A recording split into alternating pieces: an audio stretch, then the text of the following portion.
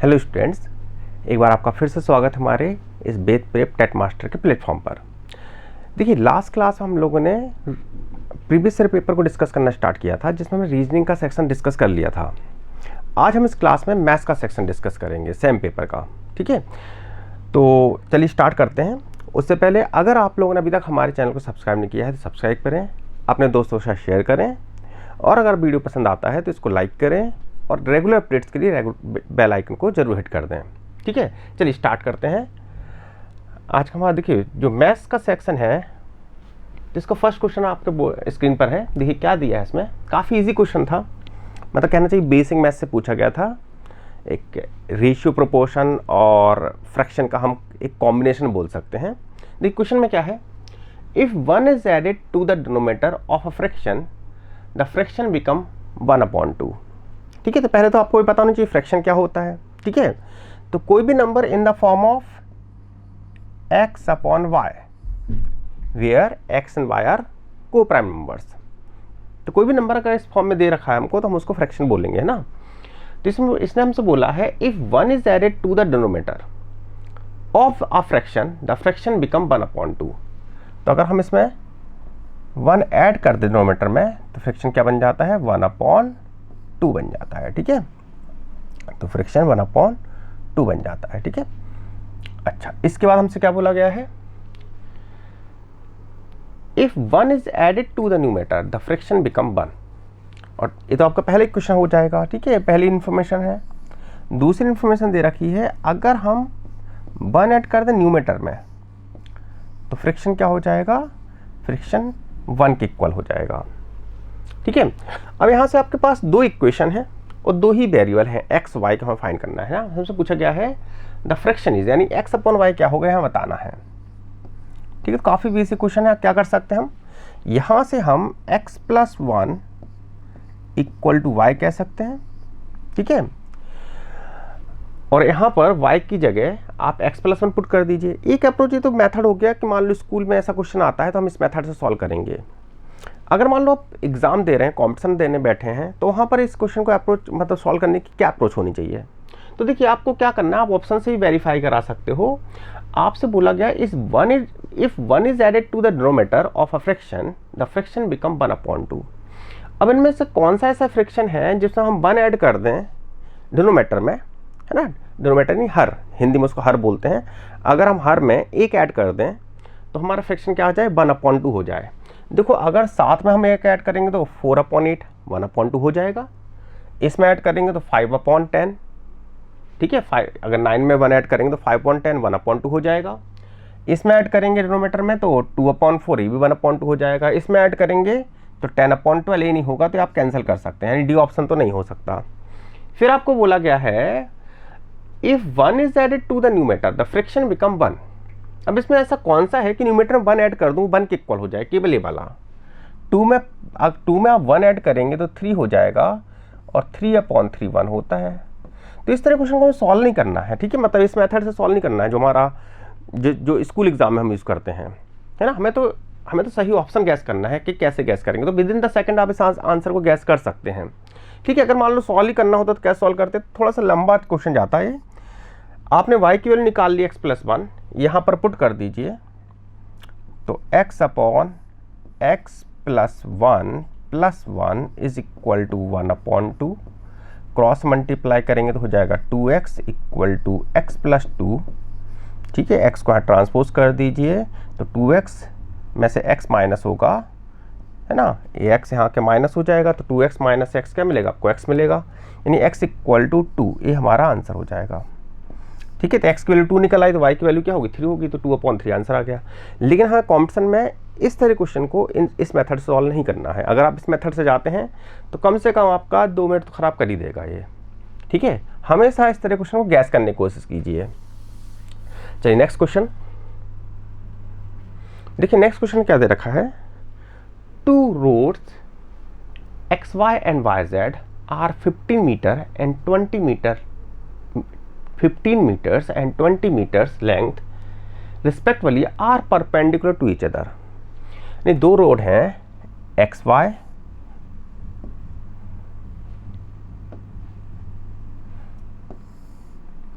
ये हो गया X Y and Y Z. आपको बोला है एक्स वाई की लेंथ है 15 मीटर और वाई जेड की लेंथ है 20 metre. What is the distance between X and Z by the shortest route. और इसने बोला शॉर्टेस्ट रूट होना चाहिए, तो आपको ये नहीं देना है X Y plus Y Z, answer 35 नहीं देना है। वैसे 35 इसमें ऑप्शन दे ही रखा है ना, या आपका आंसर नहीं होगा, उसमें शॉर्टेस्ट बोला है। शॉर्टेस्ट यानी अगर हमको डायरेक्ट एक्स से जेड की ओर जाना है तो हम ऐसे जाएंगे, ऐसे, ठीक है, शॉर्टेस्ट बात होगा। ठीक है, अब परपेंडिकुलर यानी 90 डिग्री है, तो इसको हम एक्स जेड कैसे निकालेंगे, हम एक्स जेड निकालेंगे बाय पाइथागोरस थ्योरम। सभी को पता होगा पाइथागोरस थ्योरम क्या होती है, एक्स जेड का स्क्वायर है ना, यानी हाइपोटेनस का स्क्वायर इक्वल टू बेस का स्क्वायर, ठीक है, इक्वल टू बेस का स्क्वायर यानी 15 का स्क्वायर प्लस 20 का स्क्वायर। ठीक है, अब 15 का स्क्वायर क्या होता है, 15 का स्क्वायर होता है 225, 20 का स्क्वायर होता है 400। ठीक है, X Z equal to X Z का स्क्वायर निकल के आएगा 225 प्लस 400, यानी एक्स जेड इक्वल टू हो जाएगा अंडर रूट 625। ठीक है, स्क्वायर रूट ले लिया मैंने, और 625 का स्क्वायर रूट आपको पता होना चाहिए क्या होगा, 25। ठीक है, 625 का स्क्वायर रूट होता है 25। चलिए नेक्स्ट क्वेश्चन डिस्कस करते हैं। क्वेश्चन नंबर 3, क्वेश्चन प्रोबेबिलिटी से है। इसमें पूछा गया 3 coins are toss simultaneously, what is the probability that all heads appear on the top. ठीक है, तो प्रोबेबिलिटी को कैसे निकालते हैं, प्रोबेबिलिटी का फॉर्मूला क्या होता है, प्रोबेबिलिटी इक्वल टू होता है नंबर ऑफ, ठीक है, इसको कैसे पढ़ते हैं, प्रोबेबिलिटी ऑफ एनी इवेंट। इसका मतलब क्या होता है, number of favourable outcomes upon total outcomes. कितने आउटकम्स हमारे फेवर में है, कितने टोटल आउटकम्स हैं। अगर मैं कहूं टोटल आउटकम कितने होंगे, तो एक कॉइन दो तरह से गिर सकता है, या तो हेड आ सकता है या टेल आ सकता है। ठीक है, एक कॉइन दो तरह से गिर सकता है। दो कॉइन कितनी तरह से गिरेंगे, तो आपको पहला कॉइन दो तरह से गिर सकता है, दूसरा कॉइन भी दो तरह से गिर सकता है, दोनों कॉइन टोटल 4 तरह से गिर सकते हैं। आपको मल्टीप्लाई करना है, ऐड नहीं करना है। मैं कहूँ 3 कॉइन कितने तरह से गिर सकते हैं, यानी टोटल आउटकम क्या हो सकते हैं, तो 2 इंटू 2 इंटू 2, 4 होते, तो 2 इंटू 2 इंटू 2 इंटू 2, 4 बार मल्टीप्लाई करना होता है ना। ठीक है, तो यहाँ पर अगर मैं बात करूँ टोटल आउटकम्स की, तो टोटल आउटकम्स हमारे होंगे 8। ठीक है, आप लिखकर देखना चाहें तो लिखकर भी देख सकते हैं क्या क्या हो सकते हैं, मैं सारे तो नहीं लिखूंगा। देखिए, पहला हो सकता है हेड हेड टेल, कि पहले पर हेड आए, दूसरे पर हेड आए, तीसरे पर टेल आए। ठीक है, दूसरा क्या हो सकता है, हेड टेल हेड, दूसरा हो गया टेल हेड हेड। ठीक है, अब अभी हमने क्या 2 बार हेड ले रहे हैं, 1 बार टेल ले रहे हैं। अब ऐसा कीजिए 2 बार टेल ले लीजिए, 1 बार हेड ले लीजिए, तो इस तरह से भी आपके 3 आउटकम बन जाएंगे। एक हो जाएगा जिसमें तीनों पर हेड हेड आएगा, एक हो जाएगा जिसमें तीनों पर टेल टेल आएगा। तो इस तरह से हमारे जो फेवर में होंगे वो कितने आउटकम है, उसने बोला है what is the probability that all heads appear on the top. ठीक है, सारे हेड टॉप पर आने चाहिए, तो यानी एक ही आउटकम हमारे फेवर में है, वो है हेड हेड हेड। यहाँ पर क्या जाएगा, जो हमारे फेवर में है वो एक आउटकम है, यानी 1/8 हमारा आंसर हो जाएगा। चलिए नेक्स्ट क्वेश्चन डिस्कस करते हैं। तो नेक्स्ट क्वेश्चन सर्ट सिंडाइसिस से पूछा गया है। ठीक है, काफ़ी बेसिक क्वेश्चन है। अगर आप देखो, बेसिक रूल बस यूज़ करना है, बीच में इनटू साइन है, बेस सेम है, तो पावर क्या होती है, ऐड हो जाती हैं, तो पावर ऐड कर दीजिए। 3 टू पावर 0 क्या होता है, 3 टू पावर 0 1 होता है। ये क्या हो जाएगा, 3 टू दी पावर 1/2 प्लस 1/2 यानी 1 आ जाएगा। यहाँ पर क्या है, 3 का स्क्वायर क्या होता है, 9 होता है, तो 1 + 3 + 9, इन सभी को ऐड करेंगे तो आंसर हमारा क्या आएगा, आंसर आएगा हमारा 13, तो आंसर बी हो जाएगा इसका। ठीक है, चलिए नेक्स्ट क्वेश्चन डिस्कस करते हैं। Question number 5, P Q equal to दे रखा है आपको 2/3 के, sorry P ratio Q equal to दे रखा है 2:3 के, क्यू रेशियो आर दे रखा है आपको 2:1 के। आपसे पूछा जा रहा है पी रेशियो आर क्या होगा। ठीक है। अब देखो इस क्वेश्चन को कई तरह सॉल्व कर सकते हैं। अभी तो सबसे इजी अप्रोच मैं बता रहा हूँ आप लोगों को। P अपॉन क्यू क्या दे रखा है आपको, P रेशियो क्यू बोला जाए, P अपॉन क्यू बोला जाए, बात एक ही होती है। तो P अपॉन क्यू दे रखा है आपको 2/3, ठीक है। Q अपॉन R दे रखा है आपको 2/1, ठीक है। आपसे पूछा जा रहा है P रेशियो R क्या होगा, यानी हमें Q नहीं चाहिए, Q को हमें खत्म करना है। तो क्या कीजिए, दोनों को मल्टीप्लाई कर दीजिए, ठीक है। P upon Q into Q upon R is equal to 2/3 into 2/1, ठीक है। मल्टीप्लाई कर दिया, इससे क्या होगा, Q से Q कैंसिल हो जाएगा, आपको P upon R is equal to 4/3 मिल जाएगा, ठीक है।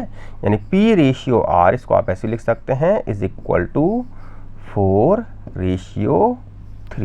तो 4/3 कौन सा ऑप्शन दे रखा है हमको, ए ऑप्शन दे रखा है, ये हमारा आंसर हो जाएगा, ठीक है। चलिए आगे बढ़े।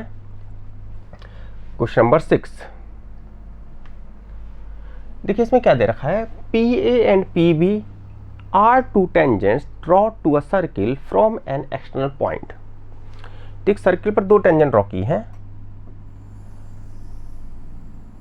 PA एंड PB, ठीक है। कोई एक्सटर्नल पॉइंट हमने P ले लिया और यहां से दो टेंजेंट ड्रॉ कर दी कुछ इस तरह से,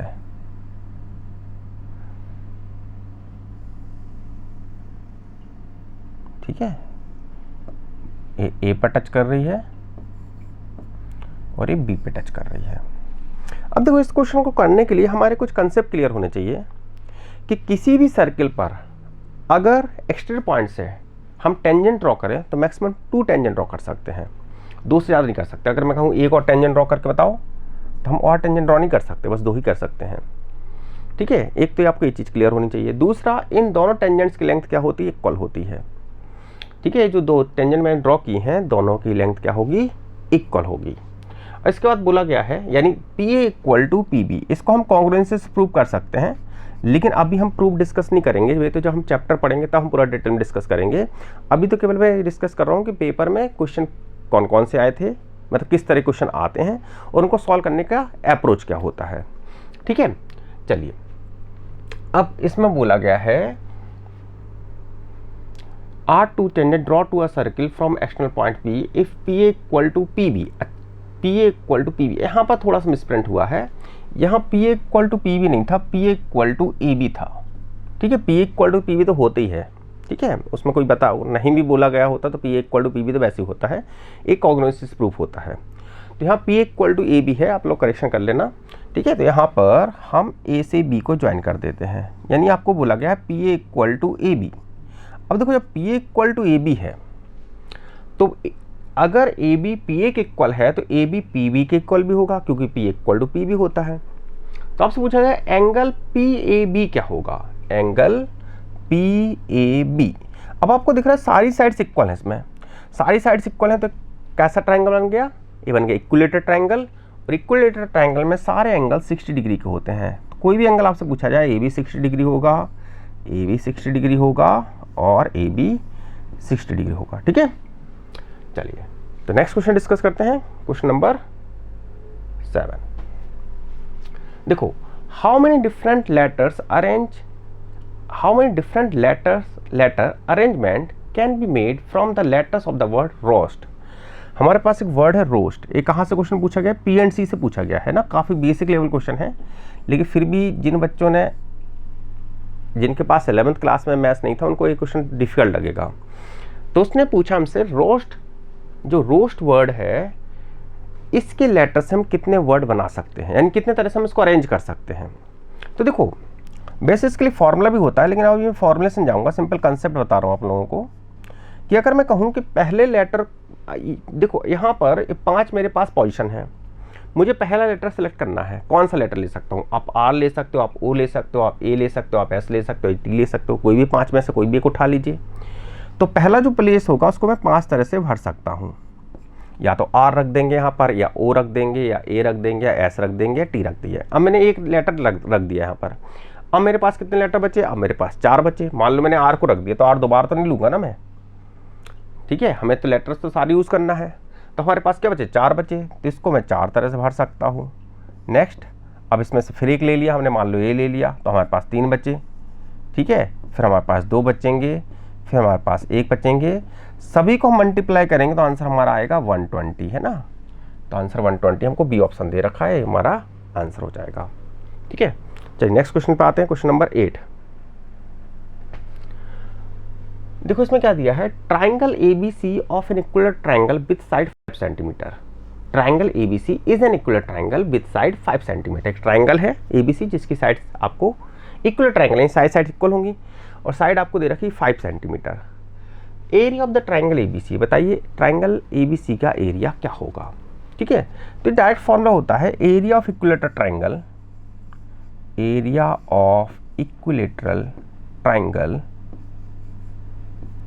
ठीक है, इक्विलेटरल ट्राइंगल ये होता है √3/4 इनटू साइड का स्क्वायर, है ना। ए का मतलब है साइड से है, √3/4 इनटू साइड का स्क्वायर। बस आपको वैल्यू पुट करना है, आंसर आ जाएगा आपका। क्या आ जाएगा, ए की जगह आप 5 लिखेंगे तो आपका आंसर सी आ जाएगा। 5 का स्क्वायर क्या होता है 25, ठीक है। तो क्वेश्चन काफ़ी बेसिक लेवल के हैं, कोई क्वेश्चन मुझे अभी तक ऐसा नहीं लगा जिसमें आपको 10-15 सेकंड से ज़्यादा लगेंगे अगर आपको सारे टॉपिक क्लियर हैं, ठीक है। नेक्स्ट देखिए, नेक्स्ट में दे रखा है A, B, C are the centres of 3 circles touching each other externally.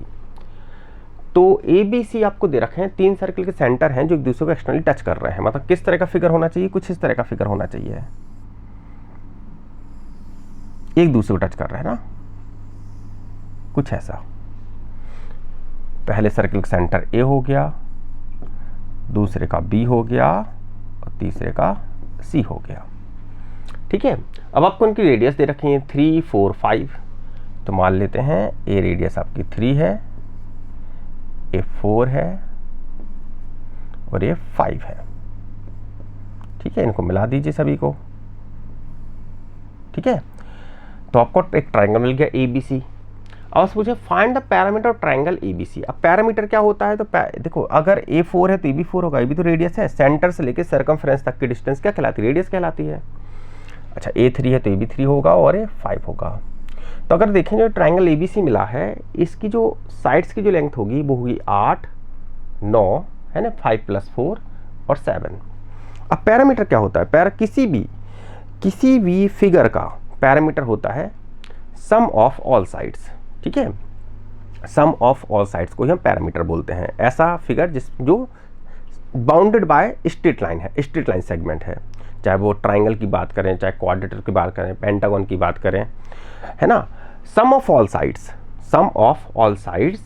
क्या कहलाता है, पैरामीटर कहलाता है। तो आपको कुछ नहीं करना, सारे साइड्स को ऐड कर देना है। तो 9 + 8 + 7 ये क्या हो जाएगा आपका, 8 और 7 15 और 9 24, यानी 24 सेंटीमीटर। ये हमारा सी ऑप्शन हो जाएगा इसका, ठीक है। चलिए नेक्स्ट क्वेश्चन पे आते हैं। देखो इसमें क्या दे रहा है, the number of planes of a regular hexagonal prism.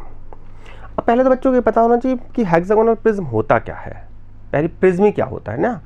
Prism तो सभी ने देखा होगा, ठीक है। जनरली हम जो यूज़ करते हैं वो ट्राइंगुलर प्रिज्म यूज़ करते हैं, कुछ ऐसा होता है ट्राइंगुलर प्रिज्म देखने में, ठीक है। ट्राइंगुलर प्रिज्म कुछ ऐसा होता है, मतलब इसके जो टॉप और बॉटम होंगे, ठीक है, वो तो ट्राइंगल जैसे होंगे कुछ इस तरह से,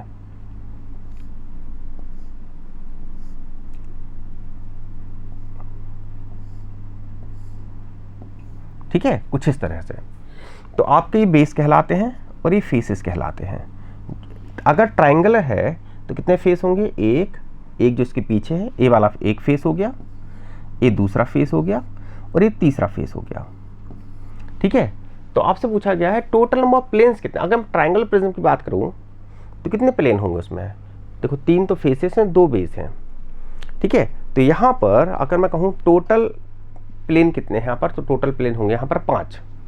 अगर हेक्सागोनल की बात करें तो हेक्सागोनल कैसा होगा देखने में, देखो आपके जो बेस होंगे वो तो कुछ इस तरह से होंगे, ये हेक्सागोन, एक इसके पीछे होगा, ठीक है, कुछ इस तरह से।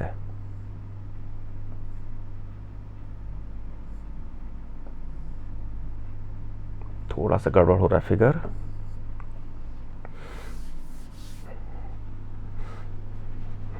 ठीक है। हेक्सागोन थोड़ा सा बनाना डिफिकल्ट है बोर्ड पर।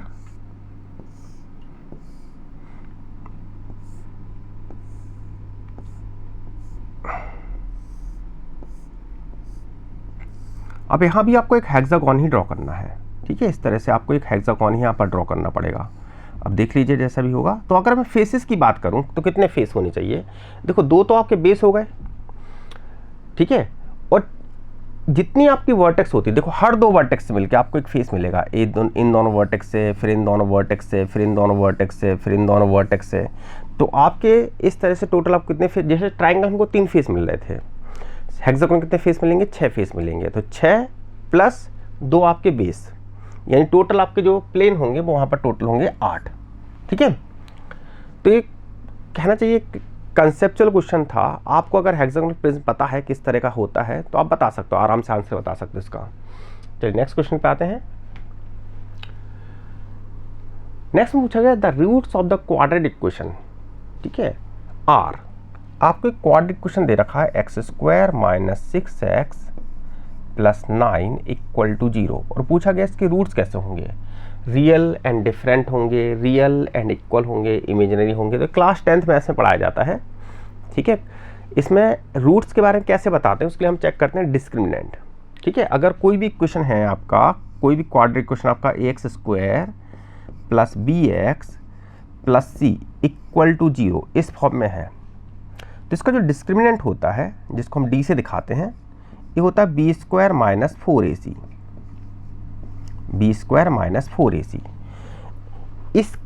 इसको देखकर हम बताते हैं कि हमारे कितने रूट्स होने चाहिए। अगर b² - 4ac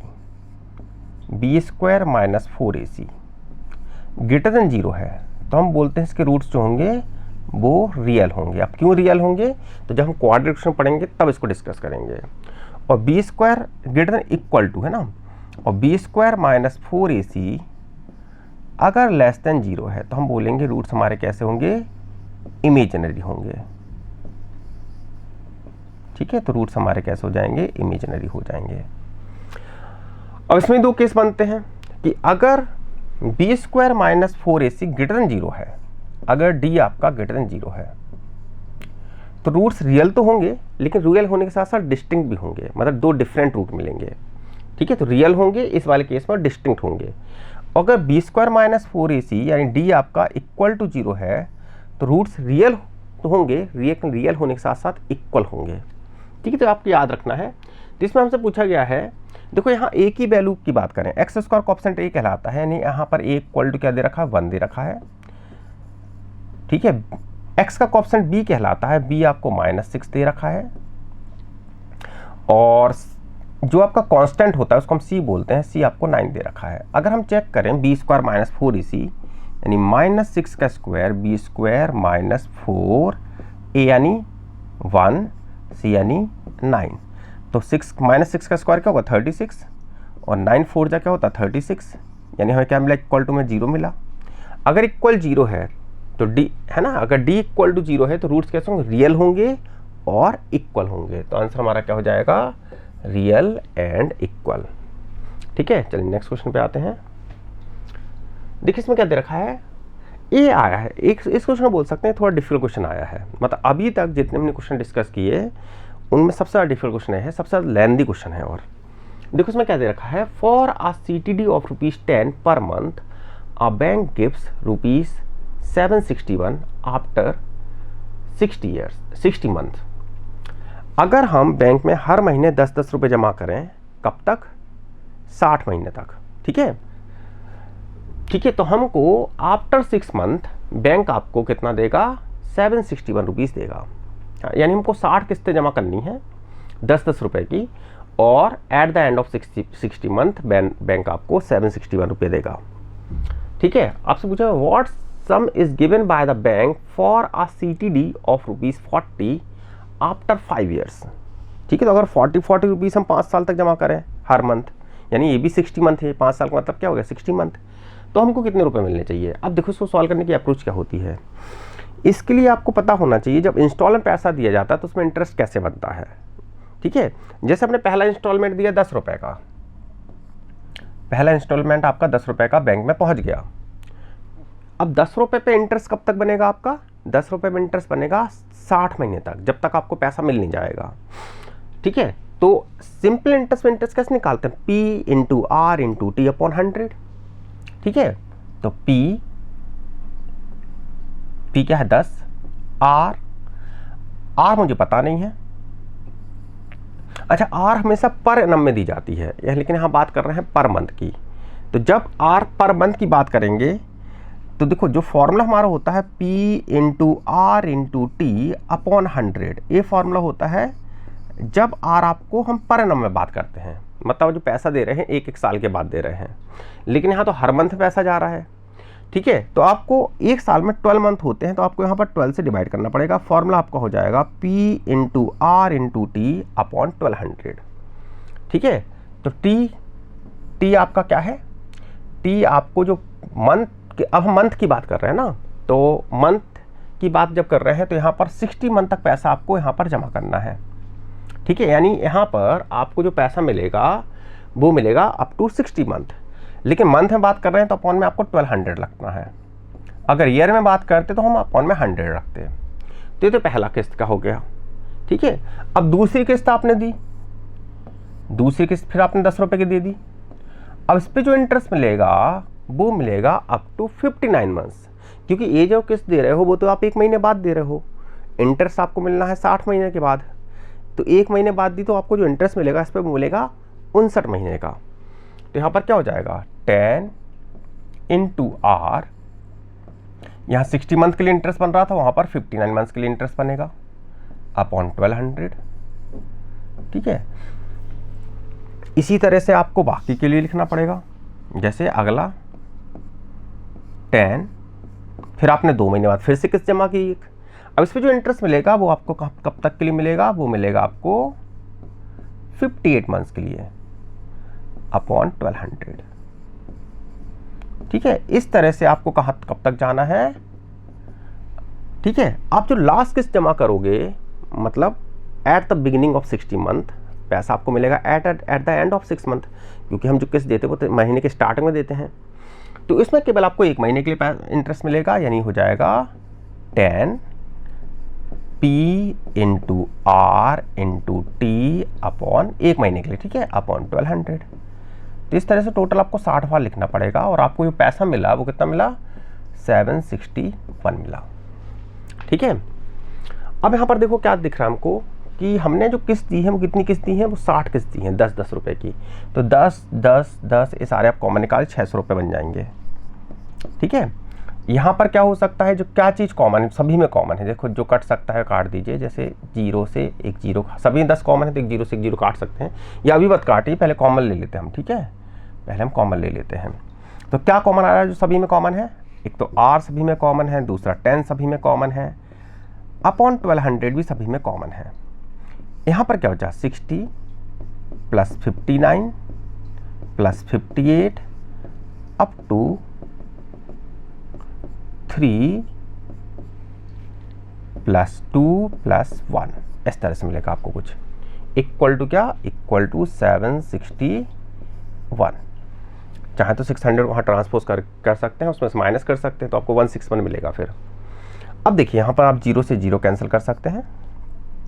600 को मैं वहाँ ले जा रहा हूँ, R अपॉन 120। ठीक है, यहाँ पर आपको ये क्या है? ये अर्थमेटिक सीरीज़ है। ठीक है, उसको उल्टा करके लिख दीजिए। इसका फर्स्ट टर्म 1 है और कॉमन डिफरेंस इसका 1 है। ठीक है, यानी सम ऑफ फर्स्ट 60 इंटीजर में बताना क्या होगा, या सम ऑफ फर्स्ट 60 नेचुरल नंबर। तो क्या होता है इसका डायरेक्ट फॉर्मूला?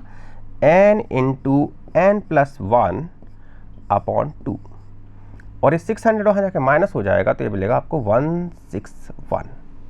ठीक है, अब क्या कर सकते हैं हम यहाँ पर 60 से रिड्यूस कर सकते हैं, तो 2 हो जाएगा। आपको आंसर यहाँ निकल के आएगा R equal to 161 into 4 upon 61। ये निकल के आया हमारा क्या? R की वैल्यू। अब आपसे बोला गया है कि अगर मैं हर महीने 40 रुपये जमा करूं, तो आपने यहाँ से जो आपको हिंट दी गई थी उससे आपने R निकाल लिया कि जो रेट है वो क्या है। ठीक है, अब फिर से हम इसी क्वेश्चन को सॉल्व करेंगे, बस यहाँ पर अब 10 की जगह 40 लिखेंगे। आर की वैल्यू पता है, बाद में हम आर की वैल्यू पुट कर देंगे, ठीक है। चलिए नेक्स्ट लिख, तो अब हम करेंगे इसको 40 के लिए सॉल्व।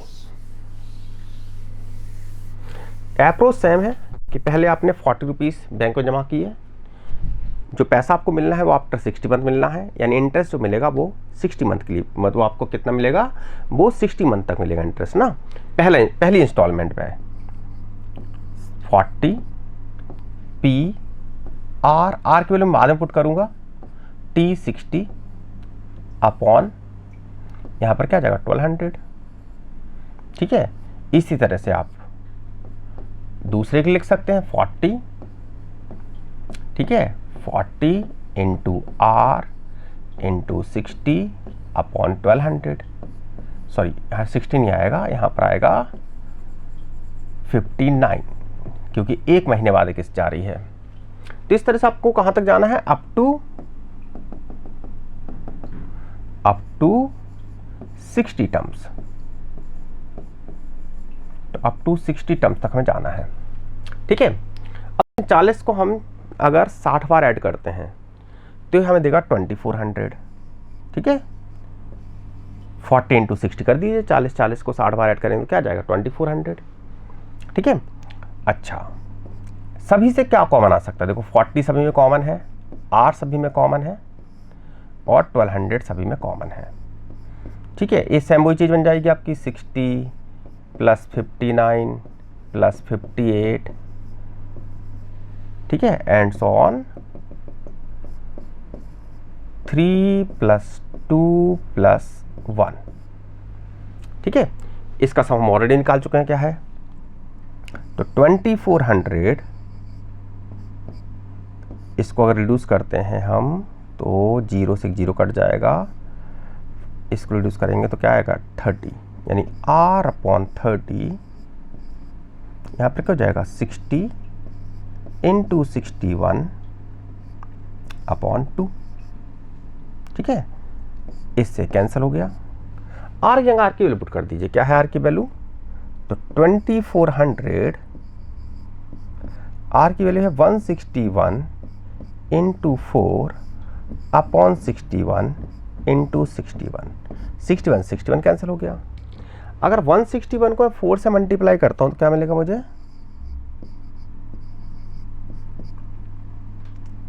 4 बन जा 4, 4 6 जा 24, 2 कैरी, 4 बन जा 4 और 2 कैरी 6। अब 2400 में अगर 644 ऐड करेंगे तो आ जाएगा 3044, तो 3044 एंड डी ऑप्शन है। लेकिन ये क्वेश्चन काफ़ी ज़्यादा लेंथी क्वेश्चन था, है ना, तो अगर इस तरह क्वेश्चन आपको एग्जाम में दिखता है तो पहले हमेशा उसको अवॉइड कीजिए, है ना, बाद में अगर टाइम बचता है तो उसको ट्राई कीजिए। चलिए नेक्स्ट क्वेश्चन करते हैं, क्वेश्चन नंबर 13। देखो इसमें क्या दिया है, what is the geometric mean between 4 and 64। तो अगर आपको पता है ज्योमेट्रिक मीन क्या होता है तो इस क्वेश्चन कुछ है ही नहीं। ज्योमेट्रिक मीन क्या होता है, दोनों नंबर को मल्टीप्लाई कीजिए और उसका स्क्वायर रूट ले लीजिए। 2 नंबर है तो स्क्वायर रूट लेंगे, 3 नंबर होते तो क्यूब रूट लेते, 4 नंबर होते तो फोर्थ रूट लेते, है ना। अब मल्टीप्लाई करने की जरूरत नहीं है, आप यहीं से देख सकते हैं, जैसे 4 का स्क्वायर रूट 2 होता है और 64 का स्क्वायर रूट 8 होता है। 2 इंटू 8 करेंगे 16 आंसर आ जाएगा आपका, तो ये आपका ए ऑप्शन 16 हो गया। चलिए नेक्स्ट क्वेश्चन पे आते हैं। इन अ क्लास ऑफ 35 स्टूडेंट्स, ये क्वेश्चन सेट थ्योरी से लिया गया है ना, वेन डायग्राम से सॉल्व करना पड़ेगा इसको हमको, या डायरेक्ट जिसको फॉर्मूला पता है फॉर्मूला लगा सकते हैं, या फिर वेन डायग्राम सॉल्व करेंगे। तो in a class of 35 student wear shirt and cap, तो 35 स्टूडेंट ऐसे हैं जिन्होंने शर्ट और कैप पहनी हुई है, while 25 student wear coat and cap, और 25 स्टूडेंट्स ऐसे हैं जिन्होंने कोट और कैप पहनी हुई है। If 10 student wear shirts coat and caps, और 10 स्टूडेंट ऐसे हैं जिन्होंने तीनों पहने हुए हैं, तो बताइए ऐसे कितनी क्लास में टोटल कितने स्टूडेंट हैं। तो देखो इसको हम वेन डायग्राम के अप्रोच से सॉल्व करेंगे। जैसे पहला डायग्राम ऐसा है जो कि ये बताता है जिन्होंने शर्ट पहनी है और कैप पहनी है, दूसरा वाला ये बता रहा है जिन्होंने कोट पहनी है और कैप पहनी है, और तीसरा जो कॉमन है, जो शर्ट में भी है कोट में भी है, कैप दोनों में कॉमन है, तो ये बता रहा है कि ऐसे कितने लोग हैं जिन्होंने शर्ट भी पहनी है, कैप भी पहनी है और कोट भी पहना हुआ है। तो देखो सबसे पहले आपको कहाँ हिट करना है, सबसे पहले हिट करना है कॉमन एरिया पर। ये जो है यहाँ पर 10 लोग हैं, यहाँ पर 10 लोग हैं, टोटल 35 स्टूडेंट ऐसे हैं जिन्होंने शर्ट और कैप पहनी हुई है।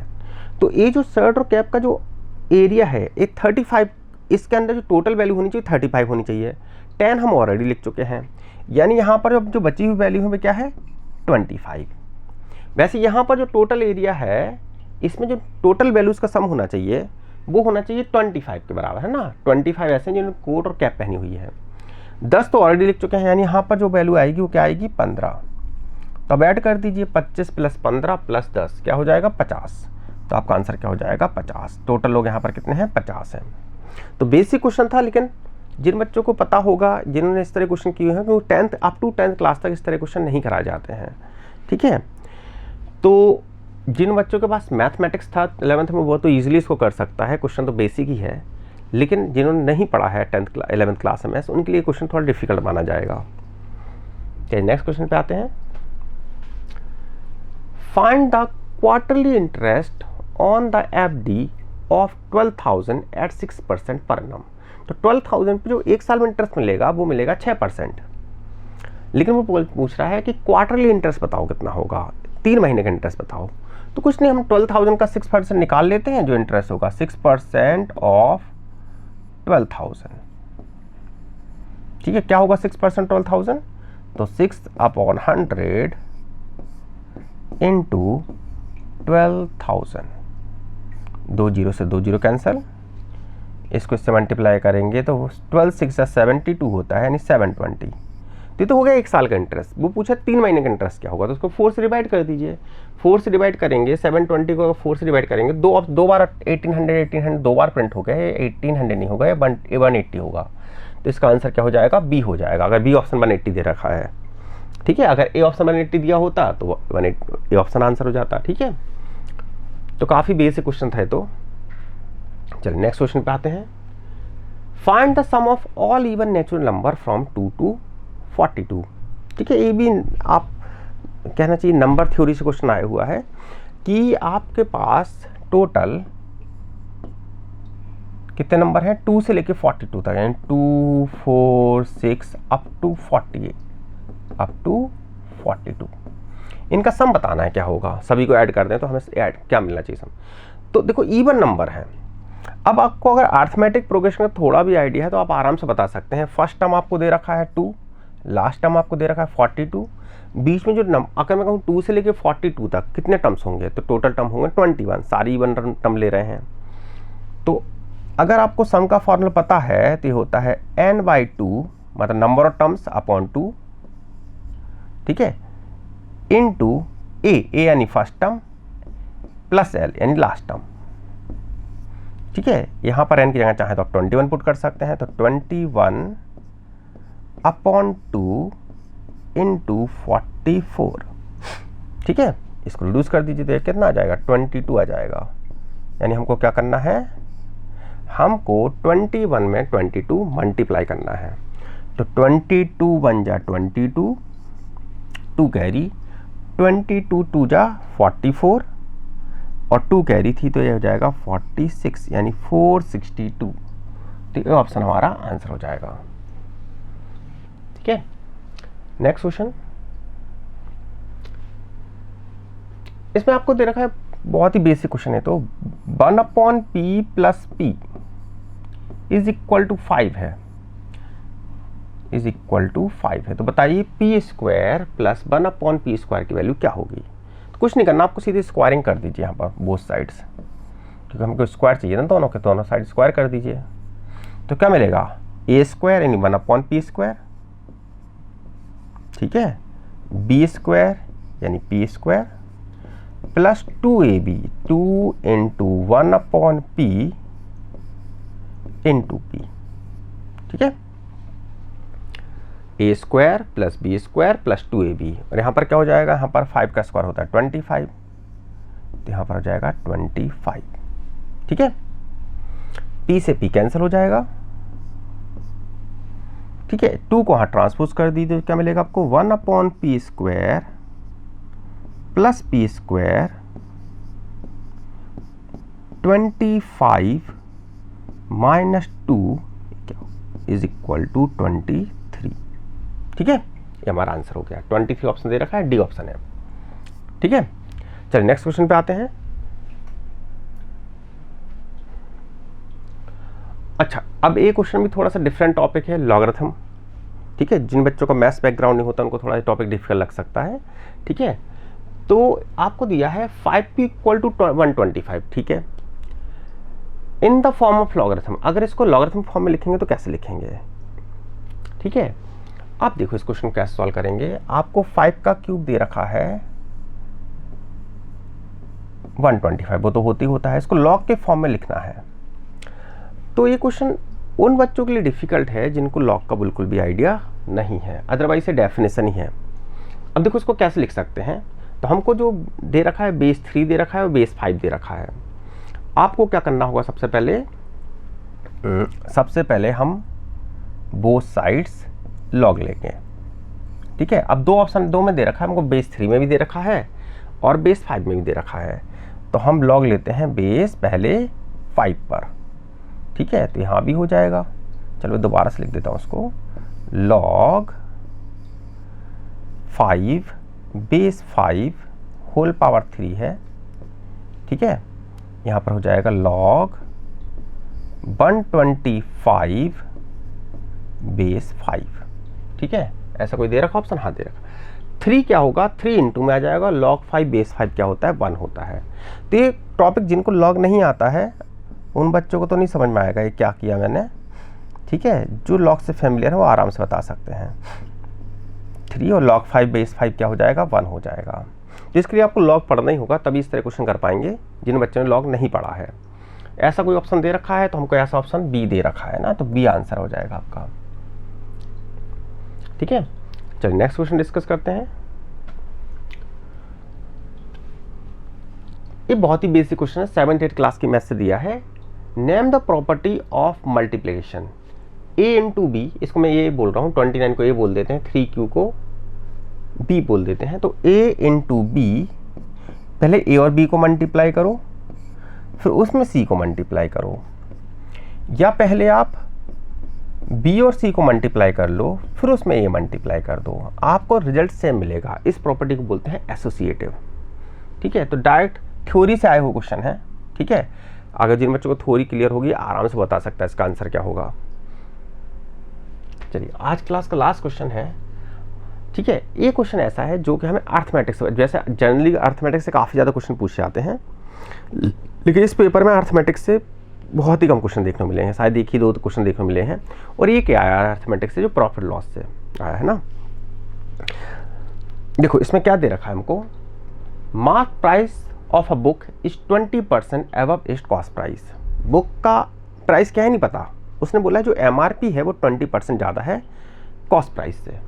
ठीक है, if it's sold at a discount of 10% what is the profit percent. तो देखो बुक का प्राइस तो पता नहीं है, मान लेते बुक का, जब कुछ नहीं पता होता है हमें तो हम क्या मान लेंगे, इसका 100 मान लेंगे, क्योंकि हमको वैसे भी आंसर परसेंटेज में देना है, कुछ सारी वैल्यू हमें परसेंटेज दी गई है ना।